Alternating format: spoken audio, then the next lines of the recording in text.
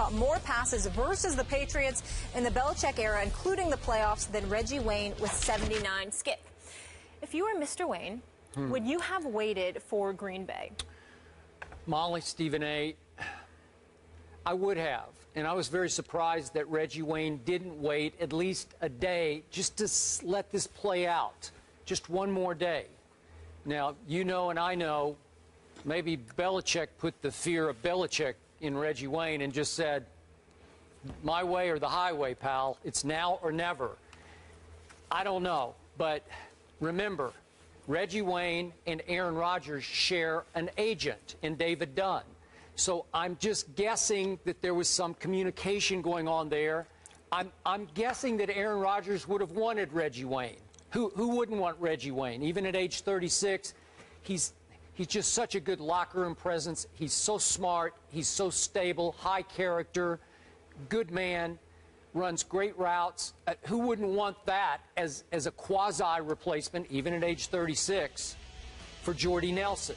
So why wouldn't you just wait a day to see how Ted Thompson played this? Now, remember, Ted Thompson's reputation is he does not like to go outside and bring in free agents in desperate situations. He likes to build from within and stay the course with his draft picks. And I get that, and I respect the heck out of it.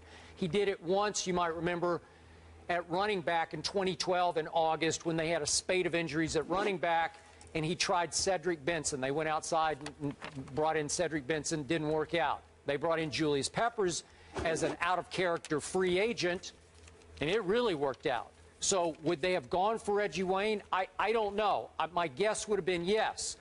So if you're Reggie Wayne, would you rather play with Aaron Rodgers or with Tom Brady? Well, I know what I'd do there. I would rather play with Tom Brady. I just like the way he operates the offense better. Throws a little more, to my eye, catchable ball. Maybe Reggie Wayne looked at the spate of injuries that the Patriots have suffered at receiver of late, which are many. Brandon LaFell's on the PUP list. Edelman's got some unknown lower leg injury. That kid they brought in, Brandon Gibson, the free agent signee, tore up his knee. He's gone for the year. I could go on and on. Dobson's out. Timms is out, so there's an opening there for some, some veteran presence to step in and maybe have a pretty good year with Tom Brady. But still, because of the agent connection and the bad man that is Aaron Rodgers, I was surprised he wouldn't wait one day just to let this thing play out and maybe compare and contrast two offers instead of just one from Belichick. I respectfully disagree with you. I wasn't surprised at all. As a matter of fact, I anticipated that he'd make this decision, and I am unequivocally convinced that he made the right decision. Here's why. Whether it's this kid Abderderis out of Wisconsin that you talked about yesterday, you got Randall Cobb, you got Devontae Adams, you've got this kid, what's his name here, Ty Montgomery's a possibility, Jeff Janis is a possibility, guys like that. They seem to be loaded at the position in terms of guys that they would want to give a chance to be inserted in the aftermath of Jordy Nelson's departure. And they're going to give guys that have familiarized themselves with the system, that have been around, quite a long time, or could do some things. So I think they're looking at it from that perspective. If you're Reggie Wayne, you want to be with the New England Patriots, number one, because they've been a nemesis of yours for years, because the vast majority of the times, they're the guys who've knocked you out, whether it was Peyton Manning being your quarterback or Andrew Luck. That's point number one.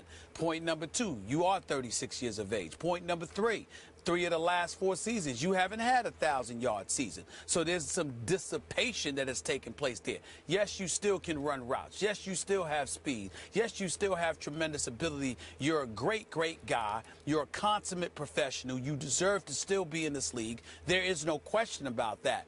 But you might be looking at your own humanity, wondering about just Father Time knocking away at you and losing Jordy Nelson, and people looking for somebody to come in and replace that is something that Reggie Wayne may be ill-equipped to to live up to.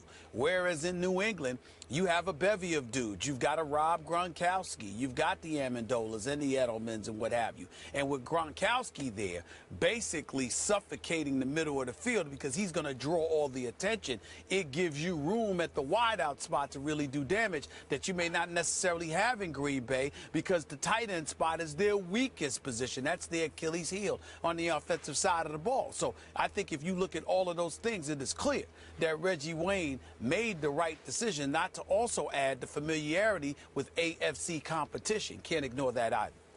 Okay, but now we're back to Aaron Rodgers or Tom Brady. If you're Reggie Wayne, which quarterback would you rather play with? Tom Brady. Because that's the one I'm used to going up against that's repeatedly beat me. Well, yeah, so if you can't beat him, join him? Is that what you're saying? Yeah. Oh, I mean, have you not seen that? Well, again, that happens everywhere. Okay, but all I ever hear from you is that Aaron Rodgers is all-time great, that he's by far the best quarterback to me, today, Skip. right? He's the best. He's the best to me. But Skip, if he's one, Tom Brady's 1A. And that's debatable in a lot of people's eyes, including yourself. The greatness of Tom Brady can't be debated. So if you combine that with the fact that this has been my nemesis for the vast majority of my career, playing within the same conference, understanding the greatness of a Bill Belichick and the New England Patriots and what they customarily put out on the field year in and year out, if I'm Reggie Wayne, that's the direction I may want to go in. If I'm Randy Moss, accustomed to playing in the AFC, there was no England, and I'm going by years of playing in Minnesota. If I'm a Des Bryant and I decide that, someday I'm getting out of Dallas and I'm going to be in the AFC. If I'm one of these guys from the NFC, rather, then, of course, I might look at Aaron Rodgers differently than I look at Tom Brady. What's the problem? I don't understand the difficulty in comprehending that. It sounds to me like you're finally coming all the way around on my guy, Tom Brady, and now you've made him a 1A even. You've got 1 and 1A. This is the guy you have. Once again, wait a second. Once again, you're just dishonest to the American you're public. Dishonest. You're just dishonest. Thank God you're not running for election. You'd be out of the race. They'd catch you in your lines. No, I they have would never catch you questioned the greatness of Tom Brady.